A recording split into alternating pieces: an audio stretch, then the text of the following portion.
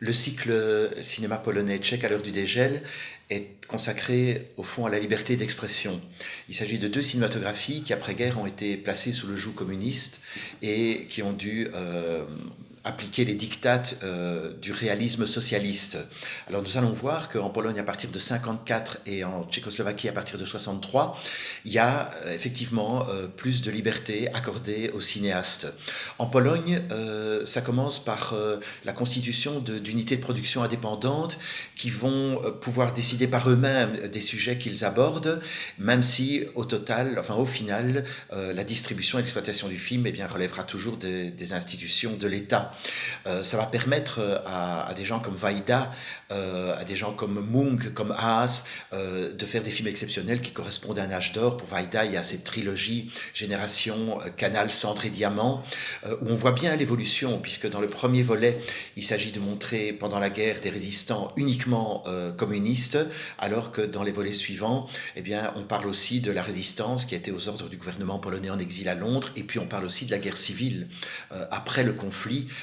entre les deux camps qui se disputent donc la Pologne. Alors, à côté de ce cinéma lié à la guerre et à ses conséquences, il y a aussi tout un courant existentiel qui parle assez philosophique, qui parle de l'absurdité de la vie, qui parle du désarroi amoureux, qui montre aussi les insatisfactions de la jeunesse.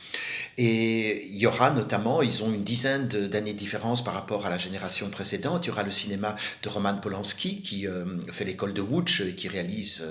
dans la foulée plusieurs courts-métrages extrêmement intéressants, notamment Deux hommes et une armoire. Et puis bien sûr le célèbre Couteau dans l'eau où on voit un jeune Polonais qui est en rivalité avec la nouvelle bourgeoisie, enfin un personnage qui représente la nouvelle bourgeoisie et il est en rivalité mais en même temps il envie ce personnage, il envie son aisance matérielle. Skolimowski ira encore plus loin en montrant cette jeunesse insatisfaite et d'ailleurs il aura beaucoup d'ennuis avec la censure. Ça se terminera d'ailleurs par l'exil de ces deux cinéastes. Alors en Tchécoslovaquie ça commence plus tard, ça commence en 63